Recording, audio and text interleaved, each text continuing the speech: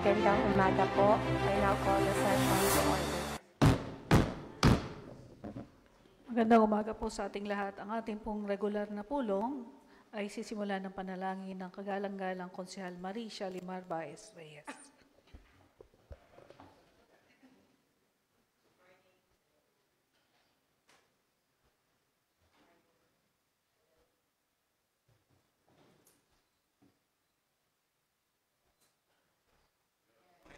Hello? Okay.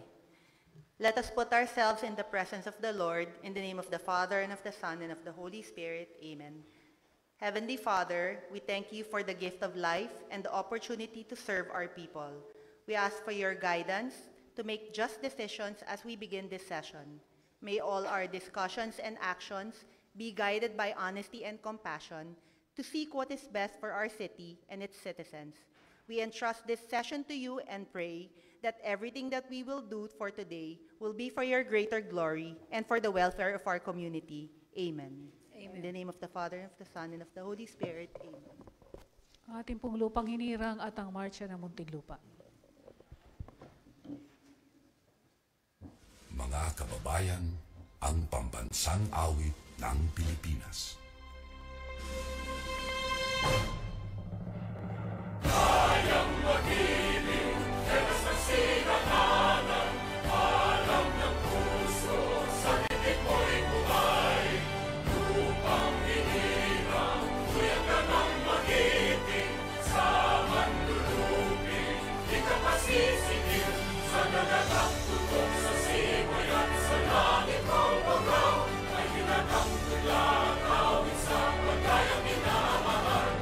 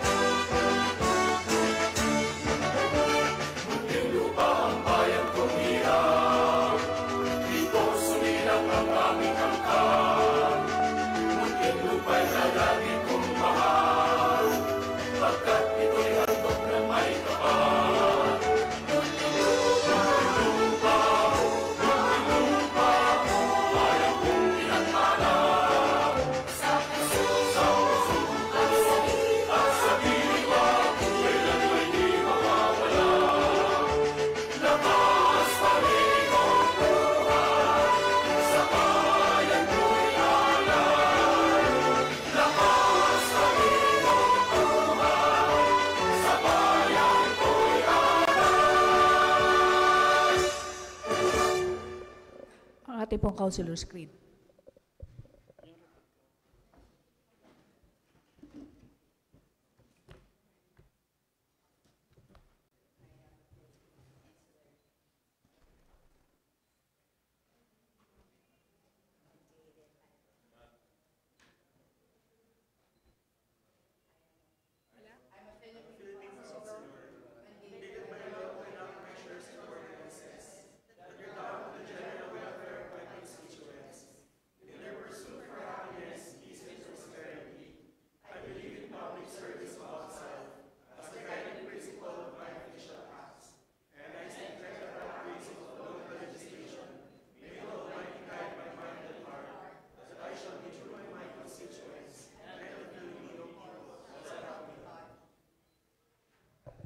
Maraming salamat po. Dadako po tayo sa ating roll call.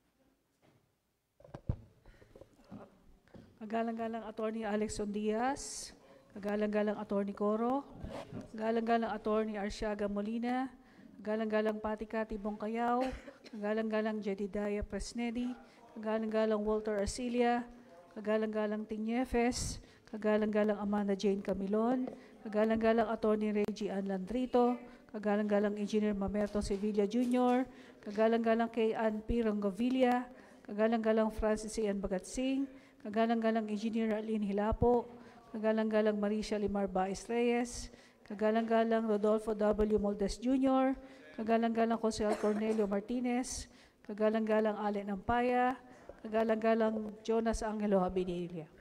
Mayroon pong sapat na bilang. Dahil tayo po ay may sapat na bilang, tayo ay magpapatuloy. Itibayin po natin ang katitikan na ika-15 regular na pulong.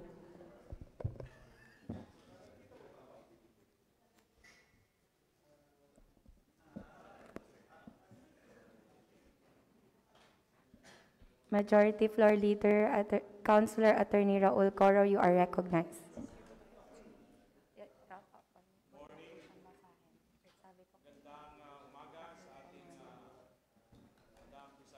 Sir, good morning po sa inyong kagalang-galang Vice Mayor at Presiding Officer, ganon din sa ating mga kasamang konsehal.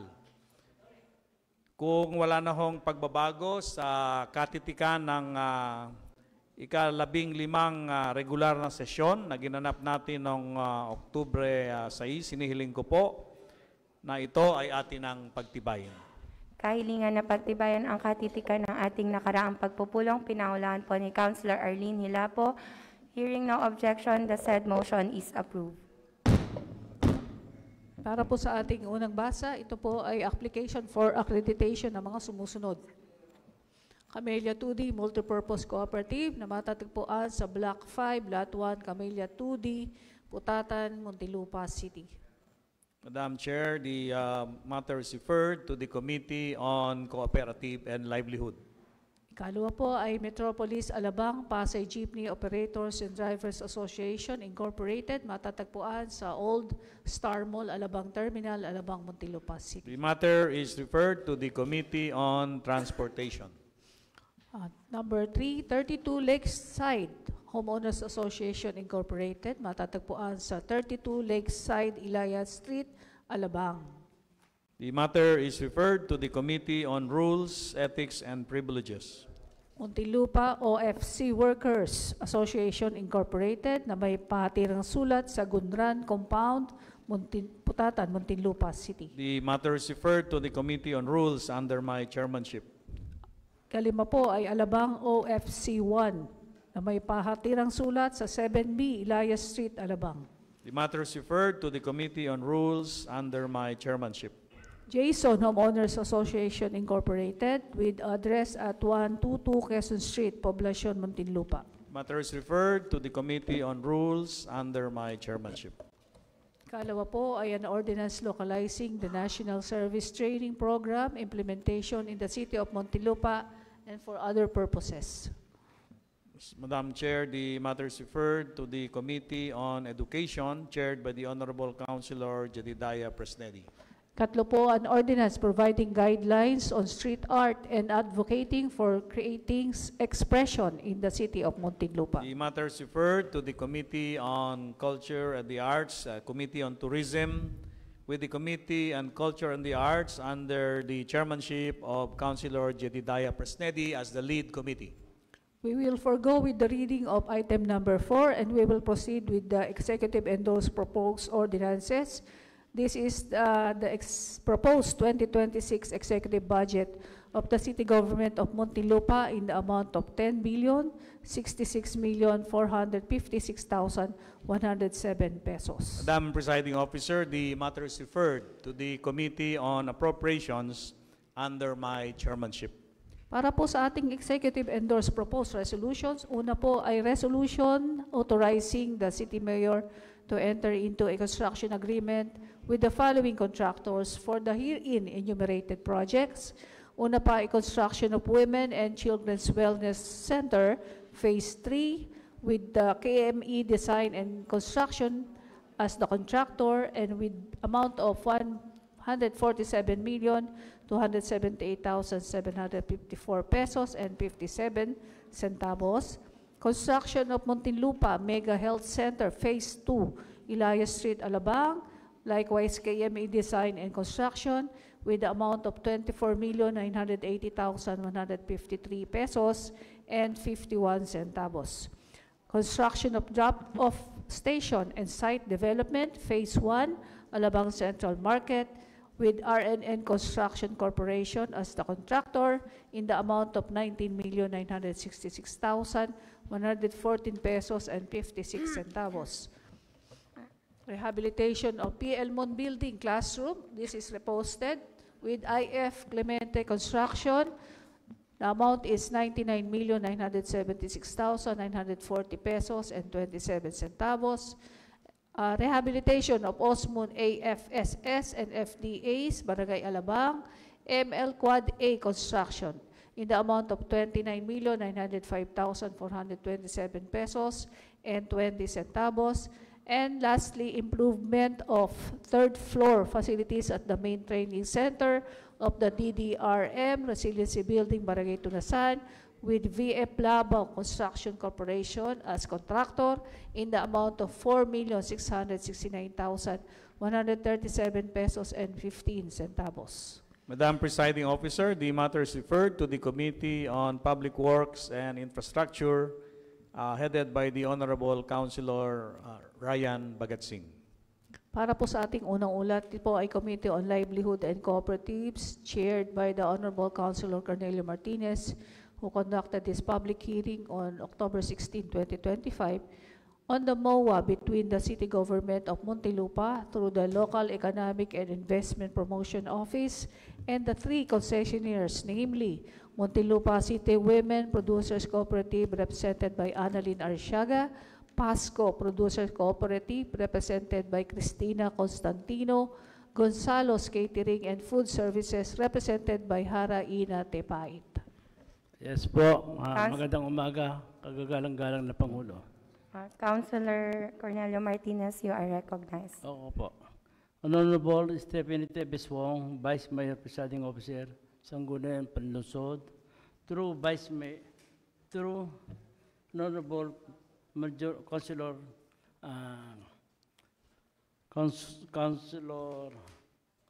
Atty. Coro. Dear Vice Mayor, respectfully submitting to you the report of Committee on Livelihood and Cooperative. On the result of the public hearing held on October 16, 2000 at this session held regarding to the memorandum of agreement between the City Government of Muntinlupa and through the Local Economic and Investment Promotion Office, LEPO, represented by Rosano Repinipiasan City Mayor on these accessories namely: A.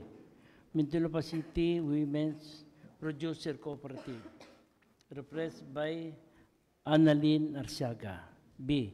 PASCO Producers Cooperative, represented by Cristina Constantino. C. Gonzalo Catering Food Service, represented by Hannah Inadi Tema. On this list of canteen installed with the City Hall premises for the period of 3 months from October to December 25. 3 months. Recess lang. Wait a minute. 1 minute recess. Recess.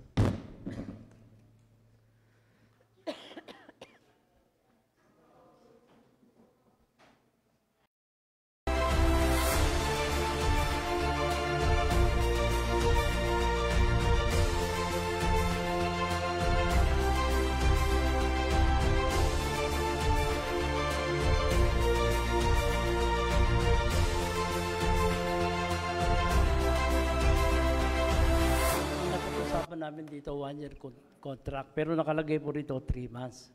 Pero ito po talagang 1 year to. Kasi masyadong mixy yung 3 months na kontrata sa kanila. Minsan, bago mabasa, tapos na yung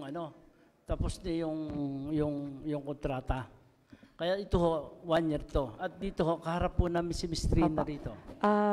Councilor Cornelio, please read your committee report and then please discuss the matter during the discussion po. Okay po. Continue to Tuloy read it. natin. So, yun po, hinihiling po na pagpaliban ito po ang pagbasa ng attendance. Kahilingan na ipagpaliban ang pangalan ng mga attendees and documents submitted, seconded by Councilor Attorney Rachel Ann Arsiaga. Hearing no objection, the said motion is approved. Documents submitted. Copy of the memorandum agreements, formation. Number 2, copy of the letter issued by the Office of the Attorney, signed by the Attorney Karen T. Bernal Baldosa, noted by the Genesis Santiago, and dated 21 October 2000, starting objection to the content of MOA. Number 3, copy of the letter issued by the LIPO, signed by the Engineer Alan Cachuela, and dated 24 September 2012, seeking legal opinion of the MOA authorizational from the OCA.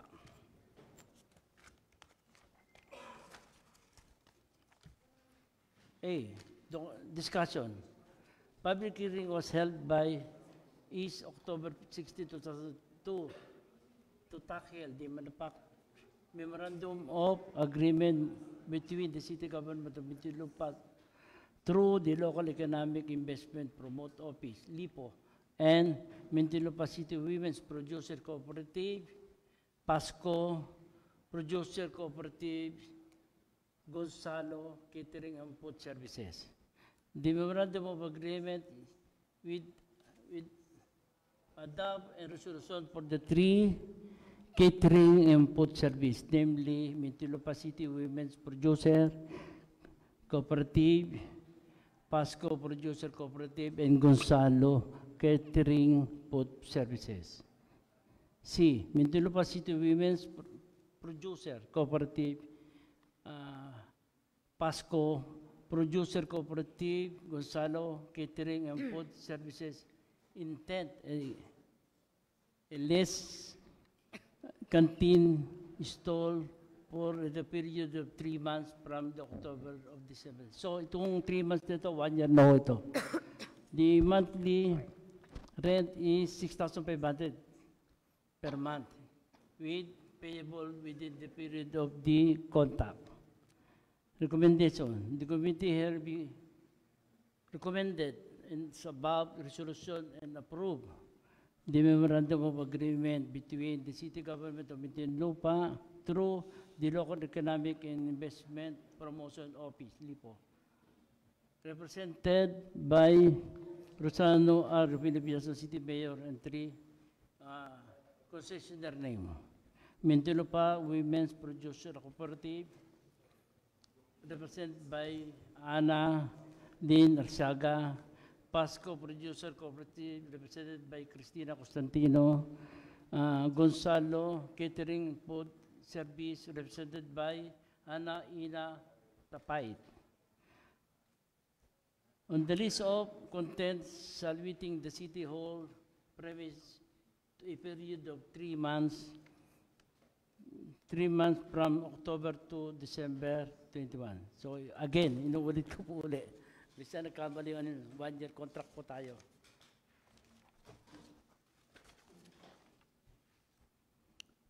Dimowa and Food Consumer CGM with Muntinlupa City Women's Producer Cooperative, represented by Ana Lynn C. Arsiaga, Fast Food Producer Cooperative, represented by Cristina Costino, Gonzalo Catering, and Food Services, represented by Ana and Ditapait.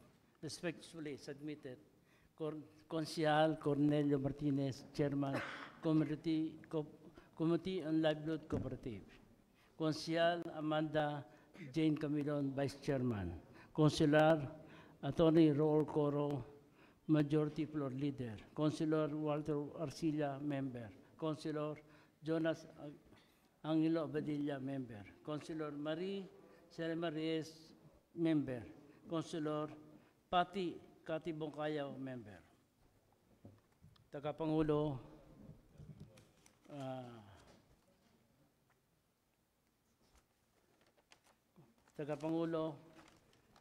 kung wala na pong nais, ay hiniling ko po na amyenda, ay hiniling ko po na isarado na ang punto ng ating talakayan, pagpapatibay subject, formal style. Kagalang-galang na Pangulo. Sinasara ko na po yung talakayan, kagalang-galang po. Yes. There is a motion to open the period of discussion, seconded by Councilor Attorney Reggie Anlandito. Hearing no objection, we are now in the period of discussion. Okay po. Oo nga. Yun po, yung kontrata na ng 1 year. Yun po. So, pumapasok po tayo doon sa 1 year kontrata. Kaya po, hiniling ko po kung isara na po ang ating punto ng talakayan at pagtibayin po subject for formal style. Di ba? Hiniling ko po na isarado muna yung talakayan. 1 minute recess po. Okay na. Okay na tayo?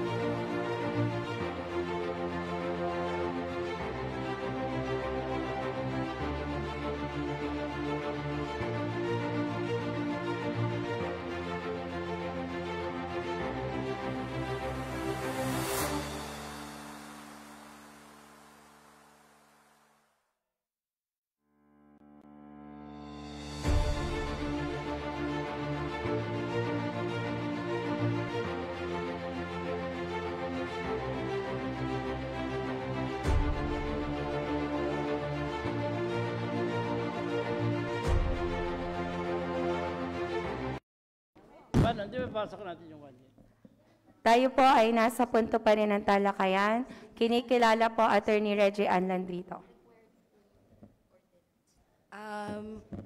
Magandang umaga po, Madam Presiding Officer. Meron lamang po akong katanungan kay Konsehal Martinez. Meron po tayong ordinance na ang dapat po ang karamihan o majority o may ratio po na dapat ang mga empleyado ay mga taga Muntinlupa. Siniguro niyo po ba dito sa mga cooperatives po na ito na majority po or magpa-follow po sila sa ratio po na mas marami po ang empleyado na galing sa Muntinlupa? Yes po, kagalang na po. Okay po. Kasi ito po, mga member ng kooperatiba to kaya ito talaga mga taga Muntinlupa. Okay. So wala po tayong problema. So ang sunod ko naman pong katanungan, gaano po katagal ang kontrata nitong mga empleyado na to na from Muntinlupa dito po sa mga kantin po na ito? Ang hiniling po nila dito, kung po pwede po 1 year. Kasi masyadong maiksi yung 3 months na binibigay sa kanilang kontrata. So, Konsehal Martinez, yung nabanggit po kasi doon na yung lease contract po ay for a period of 3 months from October to December 2025. So, sinasabi nyo po na instead of 3 months, 1 year po yung magiging contract, pati din po ng mga kantin. Yes po. Tama po? Magiging kontrata nila, yung paggamit pa nila doon sa mga kantin natin. Okay po. Yun lamang po, Madam Presiding Officer. Maraming salamat po. Marami pong salamat, Attorney Reggie Ann Landrito.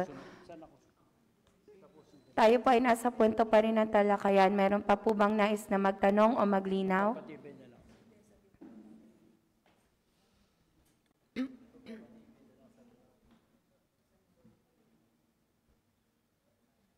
Okay po. Kagalang-galang na chairman, hinihiling po na sarado na ang discussion. May kahilingan na tapusin ang punto ng talakayan. Pinangulan ni Councilor Patty Bongkayaw. Hearing no objection, the said motion is approved. Okay.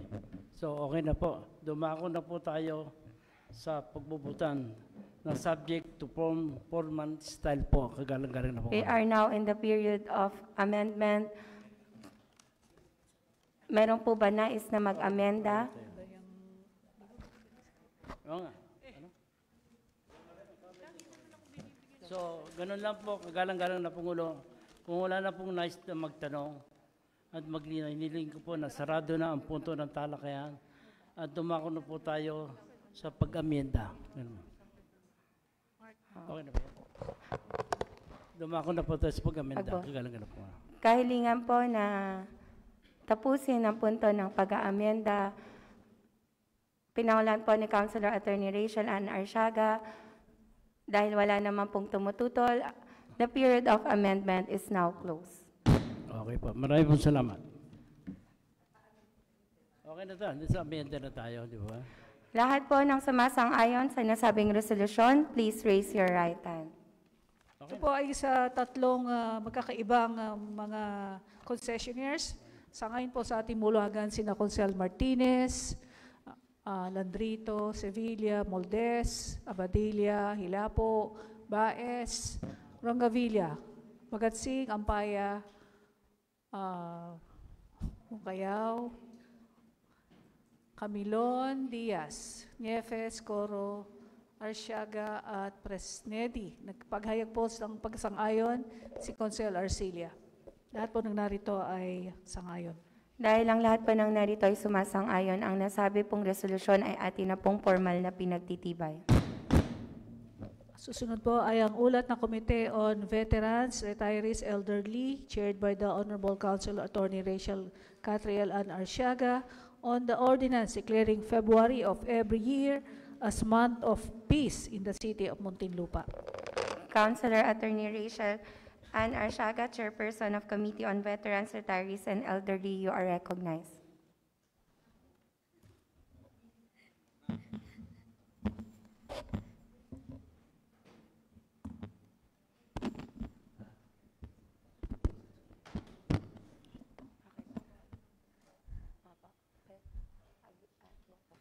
Maraming salamat po, Madam Presiding Officer. May I respectfully request permission to read the committee report.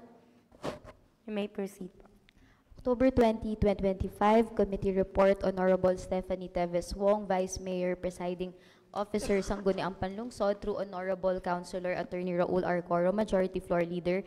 Dear Madam Presiding Officer, respectfully submitting to you the report of the Committee on Veterans, Retirees, and Elderly on the result of the public hearing held on October 8, 2025 at the Session Hall regarding the proposed ordinance declaring February of every year as the month of peace in Muntinlupa City. I move to dispense with the reading of the list of attendees and the documents submitted. Motion to dispense the reading of attendees and documents submitted, seconded by Councilor Moldes. Hearing no objection, the motion is approved. Discussion. The public hearing was conducted for the proposed ordinance declaring February of every year as the month of peace in Muntinlupa City. Councilor Presnedi discussed Republic Act Number 9378, otherwise known as an act declaring the 4th day of February of every year as a special working holiday in the city of Muntinlupa to be known as Araw ng Kalayaan ng Muntinlupa. He emphasized the significance of the law in commemorating the city's liberation and promoting local pride and historical awareness among Muntinlupeños. In connection with this, it would be appropriate to declare the month of February as the month of peace in Muntinlupa City to further promote unity, harmony, and the spirit of freedom among Muntinlupeño. To advocate for peace, all public and private schools, all local and national government employees, and all barangay within the jurisdiction of Muntinlupa shall participate in the conduct of meaningful projects, programs, and activities. The Tourism, Culture, and the Arts Department, or TICAD, Community Affairs and Development Office, CADO, and other concerned offices of government that may be determined by TICAD shall formulate the implementing rules and regulation of this ordinance within 90 days after its approval. Ordinance number 2020-053, otherwise known as an ordinance declaring the 4th day of February of every year as Araw ng Kalayaan ng Muntinlupa, which provides that all public and private schools, all local and national government employees, and all barangays within the jurisdiction of Muntinlupa are hereby mandated to join the celebration of Araw ng Kalayaan ng Muntinlupa through the conduct of meaningful commemorative activities. It was approved and signed by then Mayor Jaime R. Fresnedi and the City Council on February 2020. The declaration of February as the month of peace in the city of Muntinlupa promotes the culture of peace in the city, aligning with the 7K agenda under kapayapaan at kaayusan of the administration of Mayor Rosana Rufino Bibiazon. In celebration of the month of peace, the city government of Muntinlupa, through the Tourism, Culture, and the Arts Department and CADO and other concerned departments and agencies shall plan, organize, and implement various peace-related activities every February. Recommendation: the committee hereby recommends passing an ordinance declaring February of every year as the month of peace in the city of Muntinlupa. Respectfully submitted, yours truly, the chairperson of the Committee on Veterans, Retirees, and Elderly, Councilor Engineer Erlene Hilapo, Vice Chairperson, Councilor Attorney Raul R. Coro, Majority Floor Leader, Councilor Walter Ercilia, Councilor Pati Cati Bongcayao, Councilor K. Ann Rongavilla, and Councilor Rodolfo W. Moldes Jr. as members. Madam Presiding Officer, with internal rules already suspended, may I now move to proceed to the period of discussion on the proposed ordinance. We are now in the period of discussion. Meron po bang nais na magtanong o maglinaw? Councilor Mameto Sevilla Jr., you are recognized. Madam Chair, may we see the ordinance po para mabigyan ng kahit 3 minutes mabasa yung ordinance, yung draft ordinance.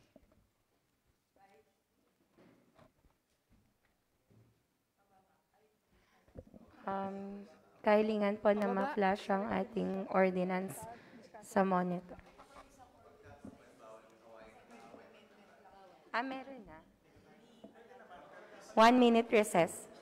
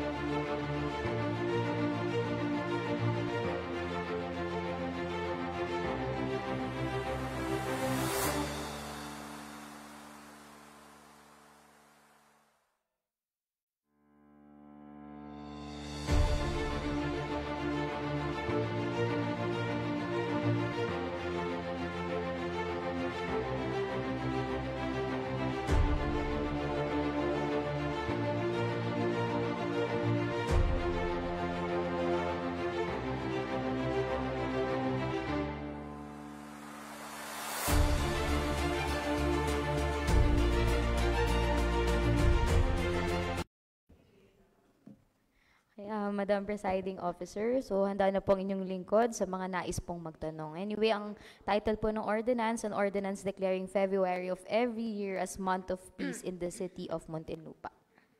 Tayo po ay nasa period of discussion. Meron po bang nais na magtanong o maglinaw? Please raise your right hand.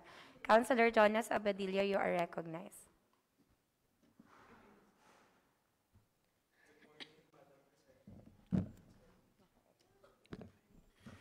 Good morning, Madam Presiding Officer, and to the members of the City Council.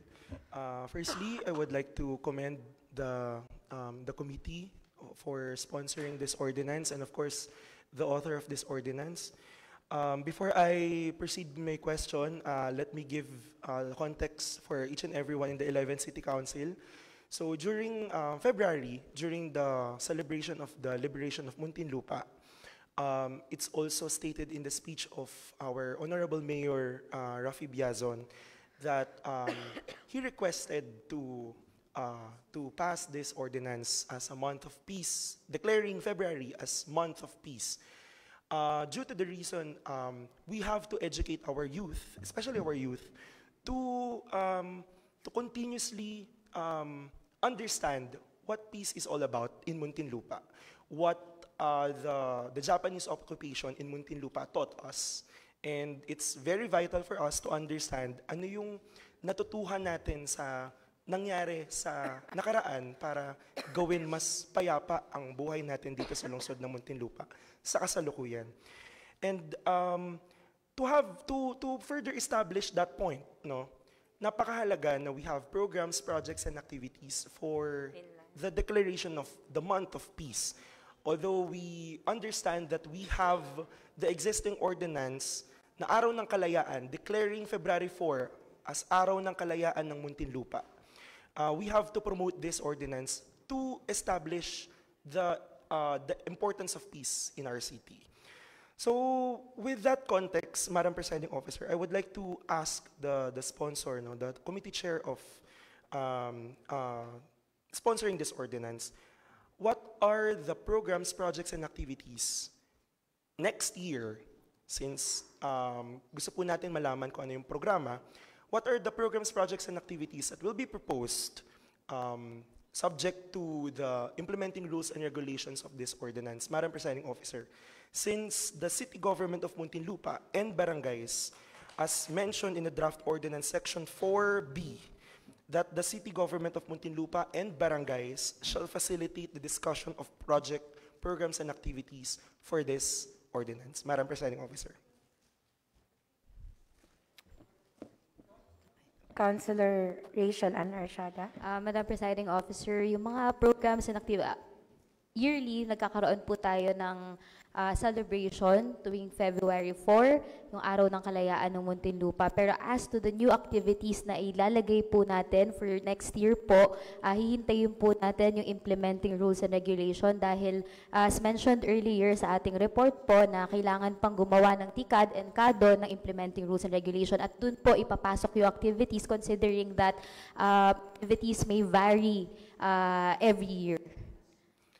Okay. Madam Presiding Officer, I would like to suggest to the committee, before I end this discussion on my behalf, Madam Presiding Officer, I would like to suggest that we further discuss this through the youth, since gusto po natin na malaman po ng kabataan, lalong-lalo na po ng mga bata sa elementarya, na since this is not included in the curriculum of our kids or our children, napakahalaga na intensify natin yung youth peace education sa mga bata. Actually, we represent in this representation, Madam Presiding Officer, we represented Muntinlupa in the annual IYCPF or International Youth Conference for Peace in the Future in Hiroshima, Japan, last August. And one of the discussion points there was we have to focus our peace forum not just in the level of our adults, no, dapat kasama yung mga bata. Kasi dito natin mapofocus yung kung paano gumagana or paano nagpo-proceed yung kapayapaan at kaayusan. Sinisimulan natin sa mga kabataan natin. Dine-develop natin kung paano sila kikilos para ma-prevent yung any conflicts, not just in terms of the enclosed definition of peace, but also in different aspects as well. So we would like to suggest this, no, na not just the TICAD, no, not just the Community Affairs and Development Office, we must include all of the offices involved, no. Sa Peace Forum, hindi lang isang sektor yan ng komunidad. Hindi lang yan sektor ng kabataan, hindi lang sektor yan ng culture or kultura or turismo, because we are just celebrating the Peace Forum or Peace Day or Liberation Day ng Muntinlupa. It's every day. It's happening every day. So dapat na naisip ko po, Madam Presiding Officer, in the implementing rules, or since we are passing this ordinance to declare it, in the implementing rules, we include in the IRR that all the offices in the city government are involved in creating discussions about this. For example, in KADO, lahat ng mga homeowners associations, sa TICAD, yung declaration day natin ng peace, no? Sa YASDO, meron tayong peace forum sa mga kabataan sa lahat ng youth organizations. So this is not just limited to those offices. That's what I point here, Madam Presiding Officer. So I would like to suggest this to the committee chair and for further discussion, to further for perusal also of the committee and of course the necessary involved offices, Madam Presiding Officer. Thank you. Okay, Madam Presiding Officer, gusto ko lang po i-clarify yung further discussion. Should we conduct another public hearing? Or i-amend lang po natin yung ordinance? Yung draft ordinance? Actually po dito po, ito po yung lumang version.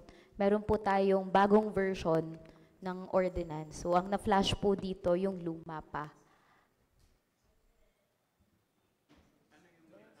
Anong?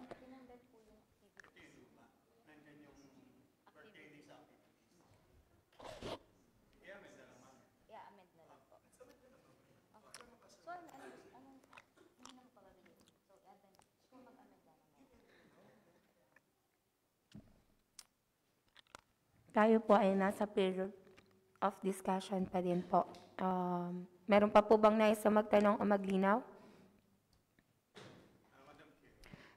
Councilor Mameto Sevilla Jr., you are recognized. Maraming salamat po. No? Bago kasi matapos yung discussion pertaining to this kapayapaan ordinance. No?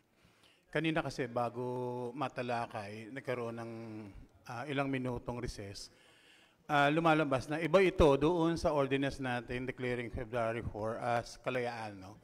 And this ordinance shall pertain to kapayapaan, month of peace. At eksakto naman dahil ang February is month of love, dahil Valentine's month siya. And sakto rin dahil tayo naman, naglalagay talaga tayo ng mga activities within this month. No? Iba-iba, sa school, sa barangay, may iba't ibang activities. And angkop lang naman siguro talaga na gawin na lang through an ordinance na itong buwan na ito, yung mga activities, dito ilagay. No? Pero kaya po ako tumindig, Madam Chair, nabanggit ko na rin lang kanina yung araw ng kalayaan pertaining to the every February 4, of which meron tayong regular talagang ginagawa activity. No? Meron kasing nagbulong sa akin kanina, Madam Chair. No? Tama yung observation. No? And I would like to ask the committee na pag-aralan din. Ang tinutukoy po nung nagbulong sa akin, yung ordinance ng February 4, kung susuriin maigi yung ginagawa natin activities every year sa liwasan ng mga bayani sa Alabang, kung titingnan, mostly taga-District 2. And even the one noted as the leader of this guerrilla unit, ay taga-District po yung nag-represent sa amin doon, taga-Kupang, si Colonel Baldomero Viñalon ba? Tama po, yung Kanduli unit. Pero there is another unit daw sa Muntinlupa na belongs to the District 1 naman. Ito yung Manggahan unit, no? Na pinangungunahan ng Pedro Diaz, yung po yung parang napatay yata sa school, no? Noong panahon ng giyera. So, on that issue, Madam Chair, siguro pwedeng pag-aralan ng ating committee ng veterans and ano ba yan? Veterans and elderly and retirees, no? Na baka tingnan yung bagay na yon at maisama rin doon sa ordinansa, yung pagkilala rin doon sa unit naman na ka-base dito sa District 1. Or for that purpose din, baka pwedeng isama doon sa mga ano rin sa Alabang, sa Liwasan ng Bayani. Isama rin yung mga members na nandito sa kabilang district naman. Yun lang po, Madam Chair. Yung sa sinabi po ni Councilor Metong Sibilya, yung unit po ng District 1 is led by General Gilbena po. Siya po yung pumalit as appointee ni then former Mayor Pedro Diaz. Opo. Okay, thank you very much po. Duly noted po yung suggestion ng ating kasamang konsehal Marmeto Sevilla. So, kung wala na pong tanong, I now move to close the period of discussion and move that we proceed to the period of amendments. Kahilingan po na tapusin ang period of discussion seconded by Councilor Arlene Lapo. Hearing no objection, the period of discussion is now closed.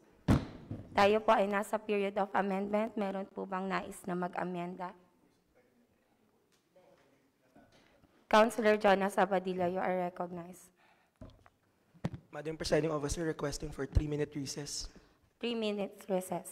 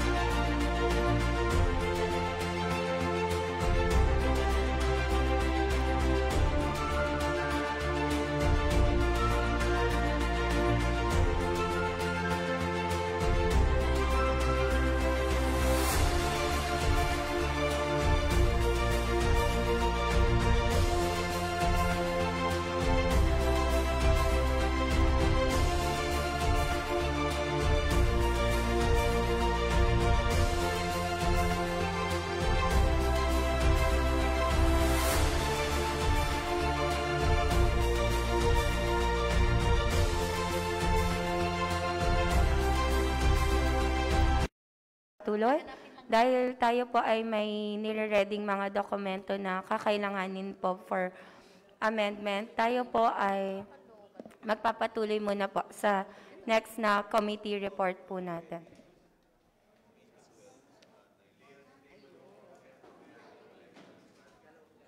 Lay on the table. Lay on the table. Anong hinihintay na document? Ipa-flash kasi yung ordinance. Di pa ba okay? Lay on the table. Okay na. Kahilingan. Sa dulo pa natin i-discuss to. Sabi ni Ryan eh. Okay na. Continue tayo sa set.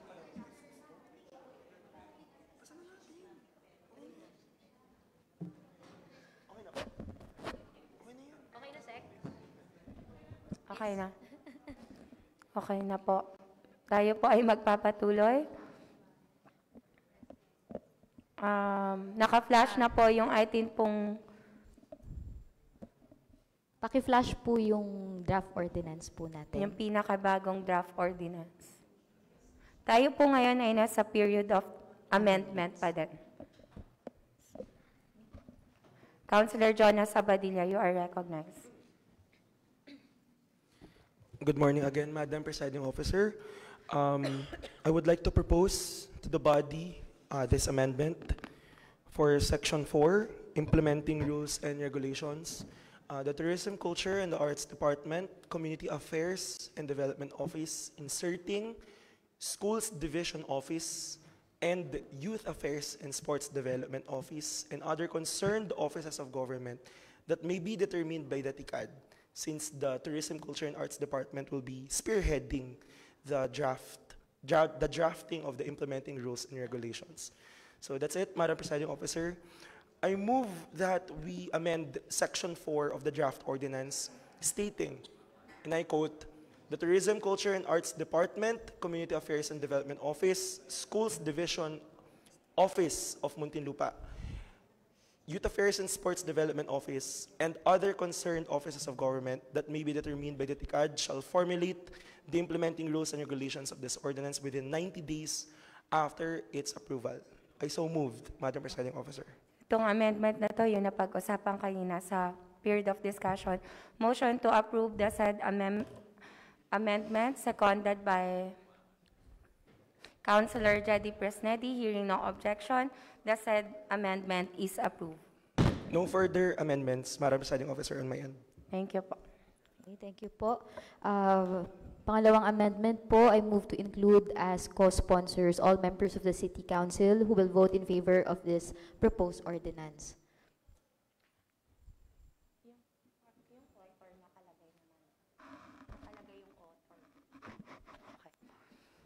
Amendment to include all the councilors who will vote for the said ordinance seconded by Councilor Jonas Abadilla. Hearing no objection, the said amendment is approved. Another amendment, Councilor Jedy Presnedi, you are recognized. Madam Presiding Officer, I request that Councilor Rachel Arsiaga be included as co-author po ng nasabing ordinansa. Kahilingan na maisama si Councilor Attorney Rachel Ann Arsiaga as co-author of the said ordinance, seconded by Councilor Jonas Abadilla.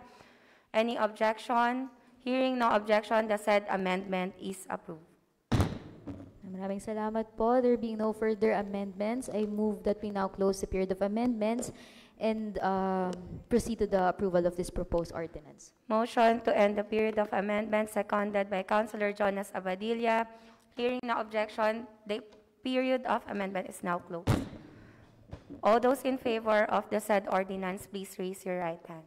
Sa ngayon po sa ating bulagan, sina Consel Arsiaga, Presnedi, Niefes, Coro, Diaz, Camilon, Bongcayao, Ampaya, Bagatsing, Rongavilla, Hilapo, Baez, Abadilla, Molde, Sevilla, Martinez, at Landito, gayon din po ang Consel Arcelia. Lahat po na narito ay isa ngayon.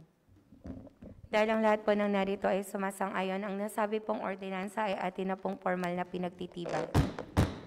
Sunod po ay ulat ng Committee on Personal Administration chaired by the Honorable Attorney Rachel Catriel Ana Arsiaga, who conducted their public hearing last October 15, 2025 on the letter of Dr. Caroline Magalong, Acting Head of the City Health Office, on the request for enactment of an ordinance formally recognizing the established Putatan Health Center. Councilor Attorney Rachel Ann Arsiaga, Chairperson of Committee on on Personal Administration, you are again recognized.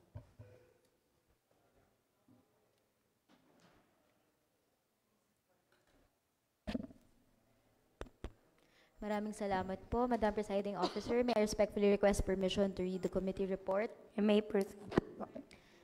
Honorable Stephanie Teves Wong, Vice Mayor, Presiding Officer, Sangguniang Panlungsod, through Honorable Councilor Attorney Raul R. Coro, Majority Floor Leader.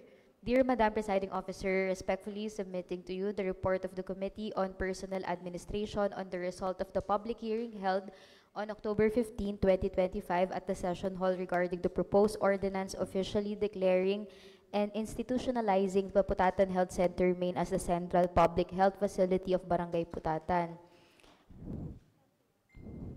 Madam Presiding Officer, I move to dispense with the reading of the list of attendees and the documents submitted. Motions to dispense the reading of the name of attendees and documents submitted, seconded by Councilor Arlene Hilapo. Hearing no objection, the said motion is approved. Discussion. The public hearing was conducted for the proposed ordinance officially declaring and institutionalizing the Putatan Main Health Center located at National Road as the central public health facility of Barangay Putatan. The aforementioned health center has been dispensing basic and comprehensive health services to the inhabitants of the barangay and surrounding populations. These range from medical consultation, immunization activities, maternal and child health care, and other preventive and promotive interventions for health. The passage of such an ordinance will define a distinct legal identity and operational mandate of the health center, support more coordinated planning, staffing, and utilization of resources, increase coordination with the City Health Office, and integrate with the city's health development agenda, provide continuity and sustainability of its services as a lead public health facility, and fulfill a key requirement of the Department of Health for the issuance of a license to operate. In the course of the committee's hearing, it was noted that all barangay health centers in Muntinlupa City are accredited under the YAKAP PhilHealth program or PhilHealth Konsultasyong Sulit at Tama or Konsulta Package. While the Putatan Main Health Center is already accredited by PhilHealth, the institutionalization of the facility through a city ordinance is necessary to ensure its continuous compliance with the standards and operational requirements of the PhilHealth YAKAP program. Kagawad Alex Santos from Barangay Putatan inquired as to why the proposed ordinance seeks to officially recognize and institutionalize only the Putatan Main Health Center and not the other existing health centers in Muntinlupa City.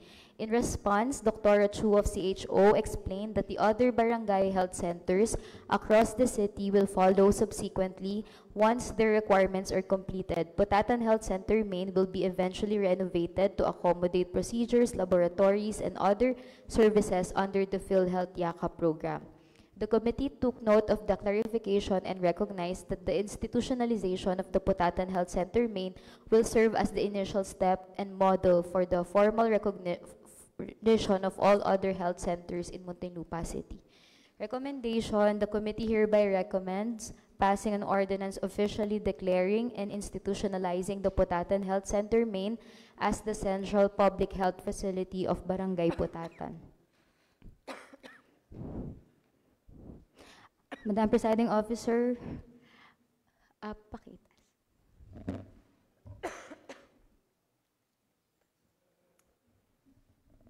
Respectfully submitted.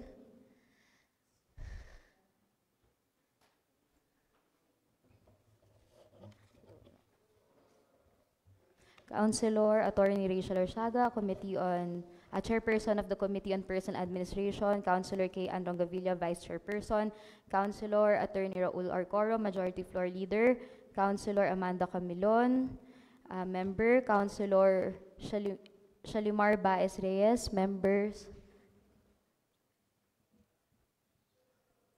Okay.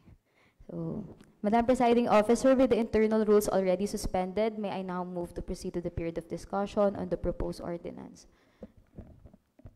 Tayo po ay nasa period of discussion. Meron po bang nais na magtanong o maglinaw?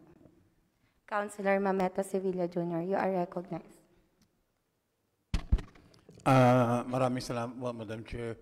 Although medyo nahap-hapiwan ko kanina sa committee report kung bakit kailangan na gawing institutionalized na yung Putatan Health Center. Maybe na uli from the sponsor, ano-ano ba yung dahilan and ano-ano yung mga benefits pag in-institutionalize na yung Putatan Health Center? Maraming salamat po. Kaya po, ang isa po sa mga reasons kung bakit kailangan po natin i-institutionalize yung Putatan Health Center kasi ito po yung kauna-unahang health center na magkakaroon po ng mga laboratories po at and other services and procedures po under the PhilHealth Yakap program. So, isa po sa mga requirements ay kailangan po, syempre, alam naman po natin ng PhilHealth Yakap program, meron po silang mga requirements as to the infrastructure or the structure of the health center and other hospitals. And isa po dito ay yung kailangan po ma-accommodate yung infrastructure or the structure of the health center itself. Opo. So, kasi naitanong po, Madam Chair, kasi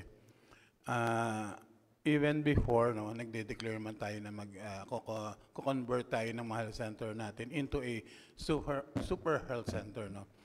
Will this be categorized now as a super health center with the inclusions of different laboratory services? Actually po, ang Putatan Health Center main naman ay super health center po siya. Ano-ano ba yung mga laboratories now na magko-comprise para ito po ay pumasok doon sa category na yon?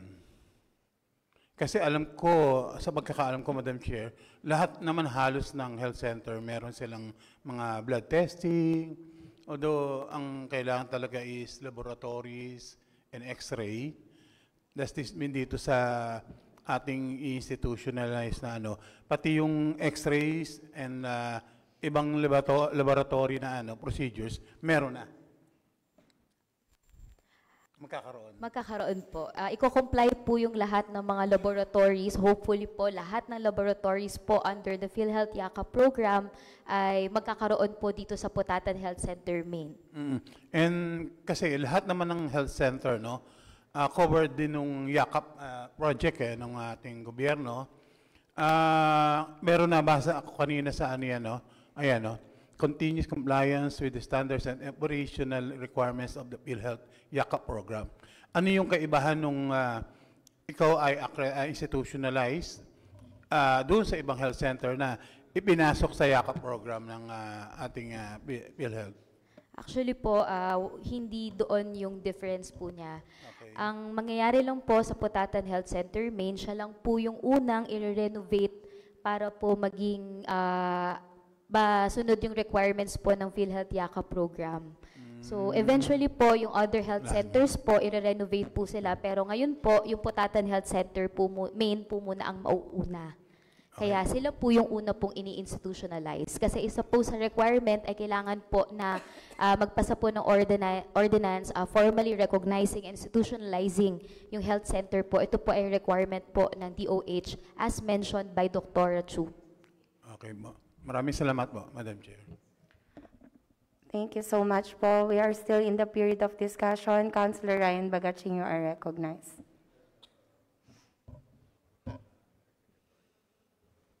Maraming salamat po, Madam Chair. Clarificatory question lang kasi natakal po yung Yakap PhilHealth program. Correct me if I'm wrong. No? I don't know if the chair of the Committee on Personnel Administration is the proper person to inquire to. No? Kasi as far as I know, yung Yakap PhilHealth program has no exclusivity. Meaning, yung PhilHealth bumababa yan parang, that is as far as I know, no? Pwedeng gawin kahit saan, kahit saang barangay, kahit saang lugar, for as long as meron mag-host ng venue. But ito po sa paraan na to, pag in-institutionalize po natin yung Putatan Main Health Center, what will happen now to the other yakap programs na ginagawa po sa iba't ibang lugar? Let's say particular sa Putatan, like let's get straight to the point. Meron pong ginagawa sa baba ng City Hall, sa People Center, which is also a part of Barangay Putatan.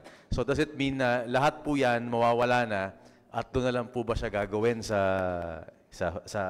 Putatan Health Center? Actually po, yung mga bumababa po sa communities, yun po yung initial stage ng PhilHealth Yakap program. So dito po, nagkakaroon po ng registration, bumababa po ang, let's say, may isa pong clinic na accredited po ng PhilHealth Yakap, bababa po sila doon, kasama po ang PhilHealth mismo para po mag-issue at mag-register po ng mga beneficiaries. Pagkatapos po nun, magkakaroon sila ng consultation, and after that, bibigyan po sila ng reseta kung meron po silang kinakailangan na gawing laboratories and mga gamot na kailangan pong kunin. So, dito po papasok yung mga accredited po na clinics kasi po hindi po lahat ng mga clinics sa ating lungsod ay accredited po ng yakap program ng PhilHealth. But meron lang pong iilan na accredited po ng PhilHealth Yakap, katulad po yung care center, kung sino po yung partner na nag-hold po ng registration doon po sa atin sa People Center, and yung bumababa po sa communities dito sa lungsod ng Muntinlupa.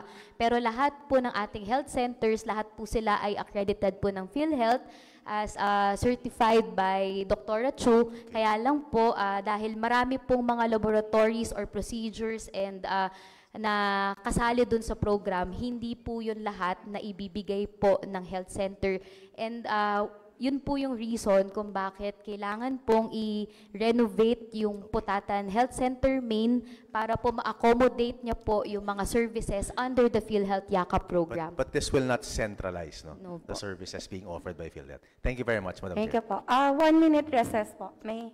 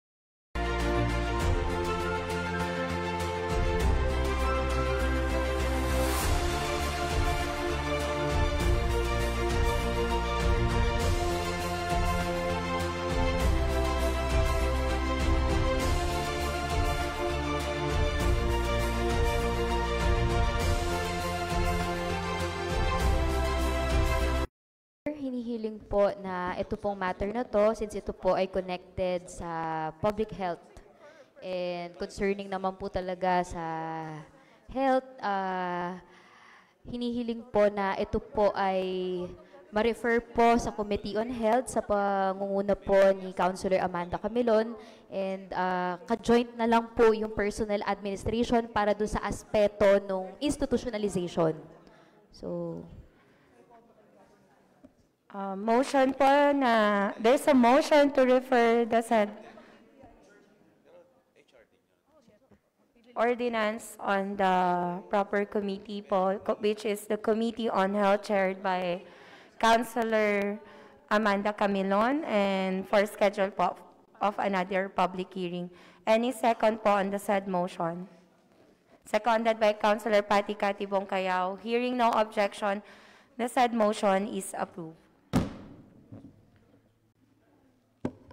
Sunod po ay ulat ng Committee on Urban Poor, chaired by the Honorable Councilor Mamerto Sibilia Jr., who conducted his public hearing on October 16 on the financial assistance for the families affected by a court-ordered demolition at Aseo, Santo Niño, and Immaculate Conception, all located at Cupang, Muntinlupa City. Councilor Mamerto Sibilia Jr., you are recognized. Salamat po. Honorable Stephanie C. Tevez Wong, Vice Mayor, Presiding Officer Sangguniang Banglunsod, through Honorable Councilor Atty. Raul Coro, Majority Floor Leader. Dear Vice Mayor, respectfully submitting to you the report of the Committee on Urban, Poor, and Housing on the result of the public hearing held on October 16, 2025 at the session hall regarding the request for additional financial assistance for the families affected by the demolition of informal settlers in Acero Compound, Sitio Santo Niño, and Immaculate Conception Compound, Barangay Cupang, Muntinlupa City. At this point, Madam Chair, hinihiling ko nga wag nang basahin ang listahan ng umattend at ang mga dokumentong na-submit. Kahilingan po to dispense the reading of the documents submitted and name of attendees, seconded by Councilor Dado Moldes. Hearing no objection, the said motion is approved. Discussion, the committee received a request letter coming from the acting department head of the Urban Poor Affairs Office requesting for additional financial assistance for families affected by the recent demolition of informal settlers in Acero Compound, Sitio Santo Niño, and Immaculate Conception Compound, Barangay Cupang, Muntinlupa City. The request is for additional financial assistance for 74 families out of the 98 families who have submitted their package forms request letter. The amount of financial assistance to be given is 10,000 pesos for each family, with a total of 740,000 pesos. The additional families are in addition to the 379 families that were initially given as provided for in an ordinance that was passed before by the City Council. The legal basis for the grant of financial assistance is by virtue of provisions from Ordinance Number 2024-246.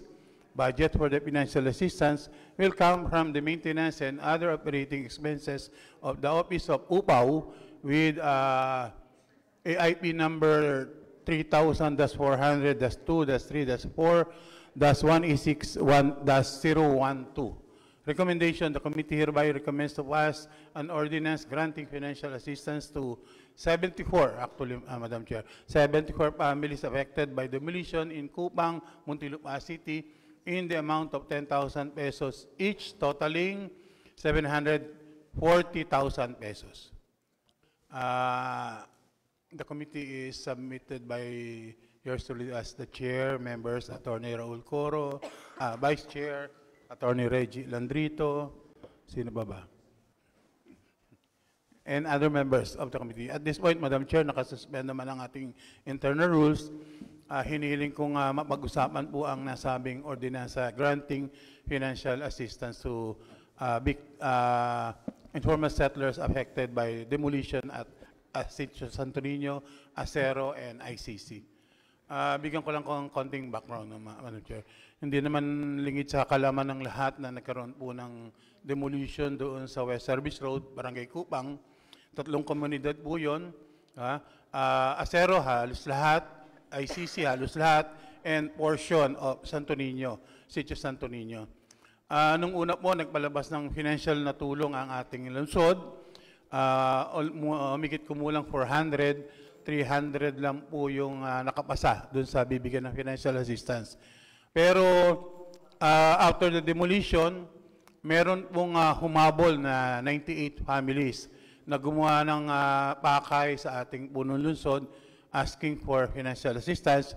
Ito po ay binalidate ng ating upaw, katulong yung mga opisyalis sa nasabing lugar. At sang-ayon po doon sa validation, 74 ang napagkasunduan na bibigyan ng financial assistance na tig 10,000. No? At ang magiging total na ibibigay na financial assistance ay 740,000. So kung meron pong nais pang magtanong or maglinaw sa nasabing kahiling ang ipasang ordinansa, ako po ay nakahanda ng sumagot. Tayo po ay nasa period of discussion. Sa mga nais po magtanong o maglinaw, please raise your right hand. Kung wala naman, Madam Presiding Officer, hinihiling pong tapusin na ang period of discussion at dumako na sa period of amendment. Kahilingan po na tapusin ang period of discussion, seconded by Councilor Jonas Abadilla. Hearing no objection, the period of discussion is now closed. Tayo po ay nasa punto ng pag-amenda. Lahat po ng nais na mag-amenda, please raise your right hand po. Yung normal amendment po natin, Madam Presiding Officer, hiniling ko masama as co-sponsor ang lahat ng boboto dito sa nasabing ordinansa. Motion po to amend na maisama po ang lahat po ng pangalan ng mga boboto as co-sponsors, seconded by Attorney Reggie Alandrito. Hearing no objection, the said amendment is approved. Madam Presiding Officer, kung wala namang nais ng magdagdag ng amendment, hiniling kong tapusin na ang period of amendment at dumako tayo sa pagbobotohan ng nasabing ordinansa. Motion to end the period of amendment, seconded by Councilor Engineer Arlene Helapo. Hearing no objection, the period of amendment is now closed. All those in favor of the said resolution, please raise your right hand. Sangayon po sa ating buluhagan, sina Consel Landrito, Martinez, Evilla, Moldes, Abadilla, Baez, Ilapo, Rongavilla, Bagatsing, Ampaya, Bongcayaw, Arcilia, Diaz, Camilon, Coro, Niefes, Presnedi at Arsiaga. Lahat po na narito ay sangayon. Dahil ang lahat po ng narito ay sumasang-ayon, ang nasabi pong resolusyon ay atin na pong formal na pinagtitibay. Para po sa ating nakatakdang gawain, the Local Finance Council Resolution Number 19, Series of 2025, recommending the creation of 8 positions for Colegio de Muntinlupa.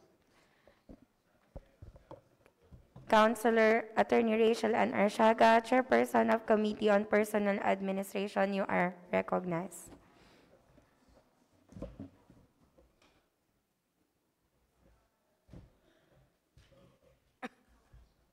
Link po na paki-flash yung ordinance po.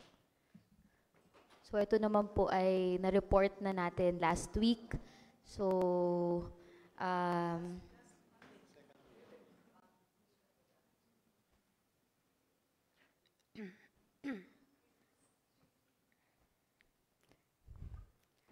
na-discuss na din po natin yung mga nilalaman po ng ordinansa. So, ang title po ng ordinance, an ordinance on the reorganization of Colegio de Muntinlupa through the creation of 8 plantilla positions to comply with the accreditation requirements of the Commission on Higher Education.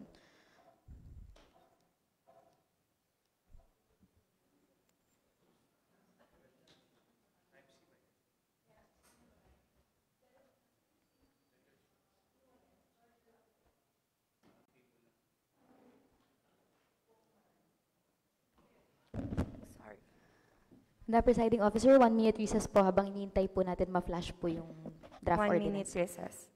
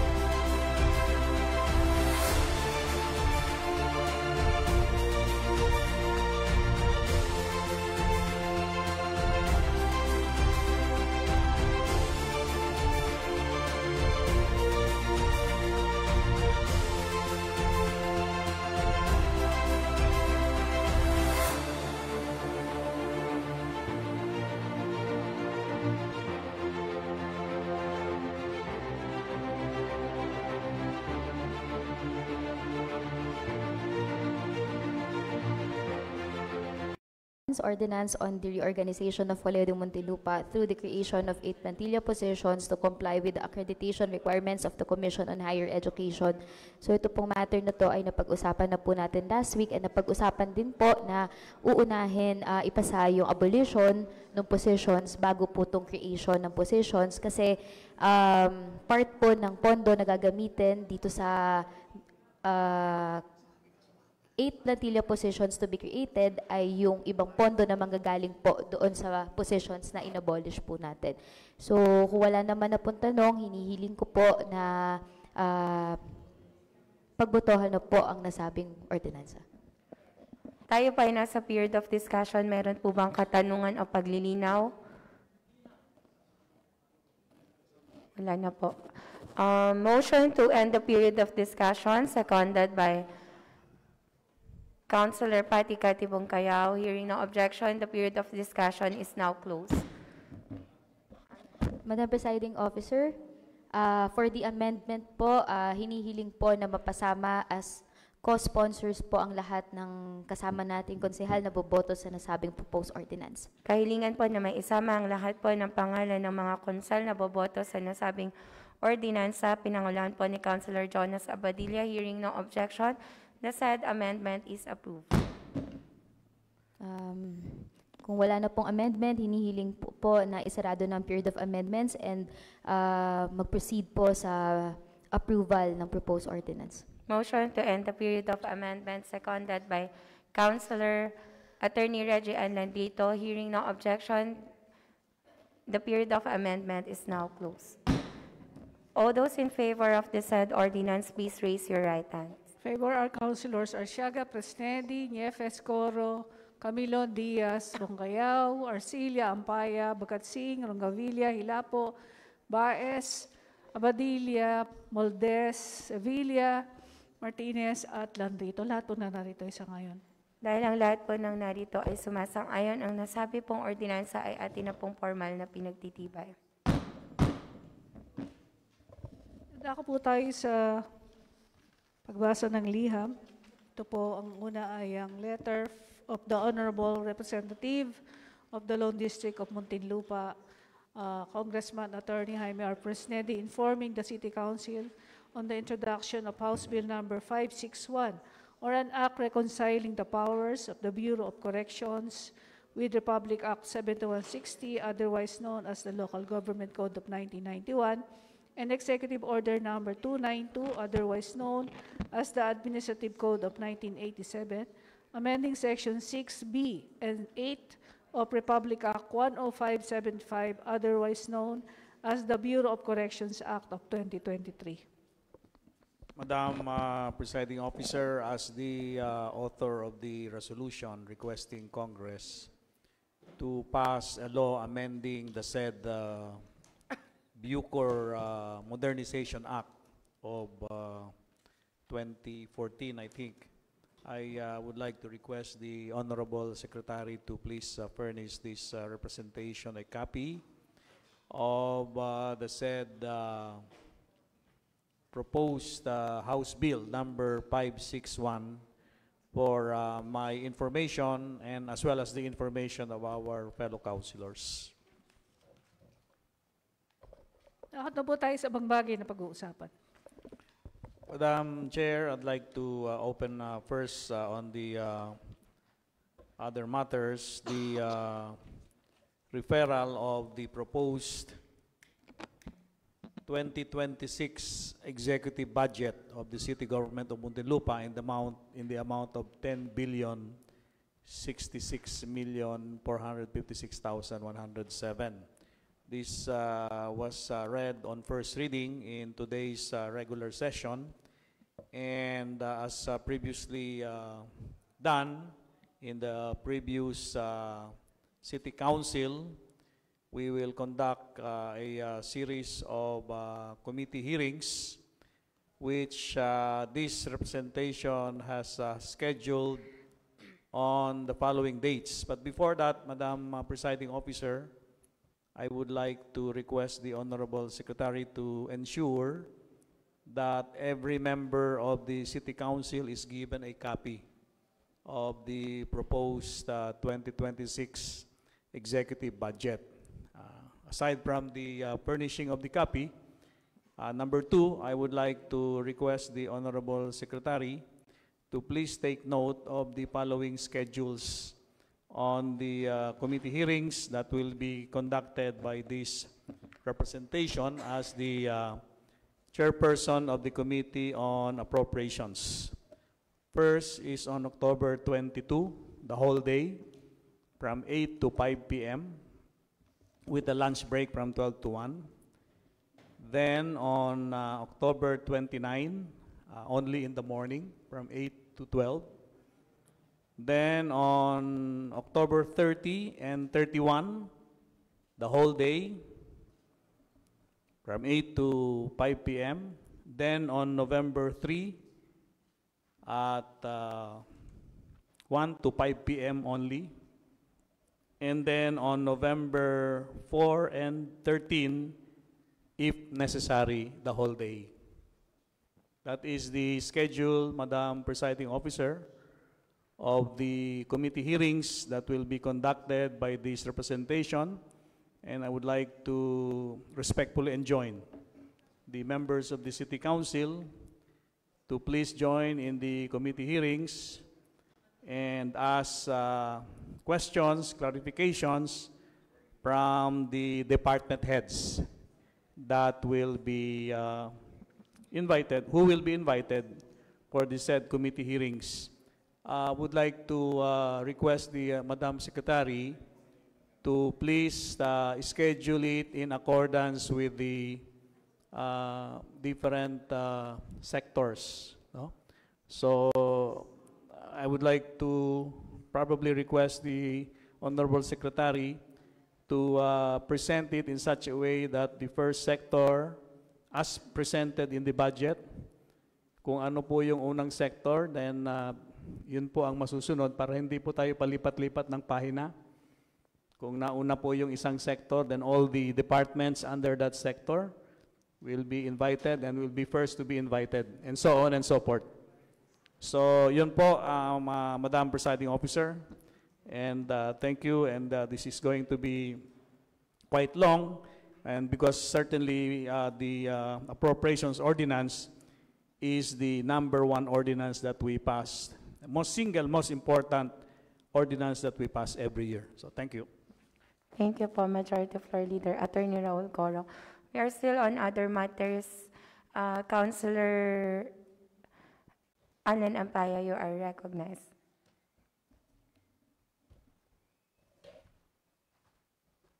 Good morning po, Madam Presiding Officer, and to all members of the City Council. Ang Liga ng mga Barangay po ay nagkaroon ng isang pagpupulong na kung saan ay natalakay po namin yung ating problema ngayon sa community, which is yung ating mga minors na nagkalat sa gabi. And nagkasundo po ang lahat ng members ng Liga ng mga Barangay na magpasa ng isang resolution requesting the City Council to revisit the curfew ordinance of the city to ensure that it remains relevant, responsive, and adapted to present conditions. So, nire-request ko po na kung maaari ay mapasama po sa first reading ito pong resolution na ipinasa ng Liga ng mga Barangay. Madam Presiding Officer, I have here a copy of Resolution number 14-2025 of the Liga ng mga Barangay, headed by the Honorable Councilor Alan Ampaya of Barangay Poblacion. And this resolution has something to do with, and I quote, resolution requesting the august body of the City of Muntinlupa to revisit the curfew ordinance of the city to ensure that it remains relevant, responsive, and adaptive to present conditions. With this resolution, Madam Chair, and with the request of the Honorable ABC President that it be included in the first reading, may I refer this matter to the Committee on Peace and Order for the conduct of the necessary public hearing. Yes, Mr. Chairman. Thank you, Madam Presiding Officer, and this copy of your resolution will be furnished the chairperson of the Committee on Public Order and Security. Thank you. Thank you. Thank you po. Thank you, Madam Presiding Officer. And meron pa po akong isa. Nung few weeks ago ay may nai-refer po sa akin sa aking committee sa Barangay Affairs. Ito po ay ang sulat ni kagalang-galang Kagawad Floyd Pagio regarding do sa kanyang request ng mga resolutions ng Barangay Alabang. And before pa po ako makapag-conduct ng public hearing ay sinagot na po ni Kapitana Tintin Abbas yung letter. So nais ko lang ipagbigay alam sa lahat na hindi na po ako nag-conduct ng public hearing because nasagot naman ng Kapitan ng Barangay Alabang yung request through a letter ng Kagawad Floyd Pagio. Yun lamang po, Madam Chair, maraming salamat. The manifestation of the Honorable ABC President is hereby duly noted, and that the same has been duly responded by the Honorable Barangay Chairperson of Barangay Alabang. The same is no longer needed for the conduct of a public hearing. Thank you. Thank you. Thank you po. Any other matters to be discussed? Councilor Jonas Abadilla, you are recognized.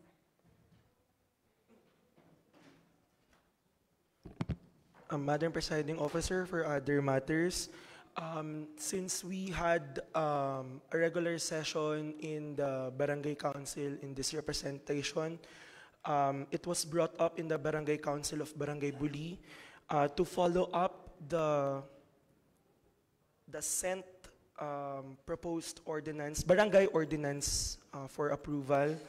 I think this is for first reading during the 8th regular session of the 11th City Council. And this is about Tulong Aral, Ordinance number 00, Barangay Ordinance number 00425, series of 2025. And this was referred during our regular session to the Committee of Education and Barangay Affairs. And I seek knowledge from the 11th City Council on the approval or paano po ba yung gagawin natin dito, Madam Presiding Officer, for the record.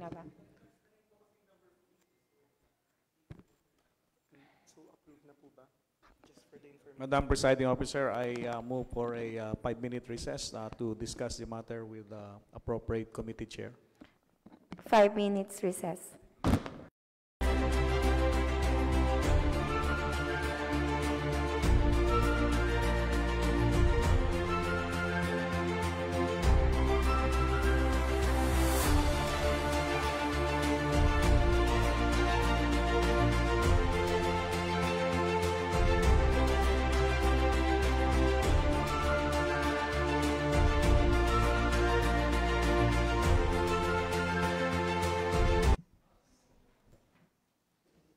Councilor Jedi Prestetti, you are recognized. Maraming salamat po, Ma'am Presiding Officer. Yung matter po na na-discuss is naisabit nga po yung ordinance po ng Barangay Buli at meron lang po kasing binibigay na number of days para po makapag-conduct ng public hearing at i-address po kung approve or meron pong objection ng City Council. At dahil hindi na rin naman po nakapag-conduct ng public hearing, ay naglaps na po yun. Na parang deem approve na rin po yun. Okay. No objection po. Okay. Madam Presiding Officer, we just want from as a member of the Sangguniang Barangay ng Buli, we seek certification of approval of the City Council as well for the Barangay Ordinance of Tulong Aral, for the continuous education programs of the Pamahalaang Barangay ng Buli. Maraming salamat po. That is noted po. Any other matters to be discussed? Kung wala na po, Majority Floor Leader, Councilor Attorney Raul Coro, you are recognized po. Madam Presiding Officer, since there are no other matters to discuss in today's regular session, I move that we adjourn our 16th regular session this morning. Motion to adjourn our 16th regular session, seconded by Councilor Attorney Reggie Anlandrito. Hearing no objection, sessions adjourned.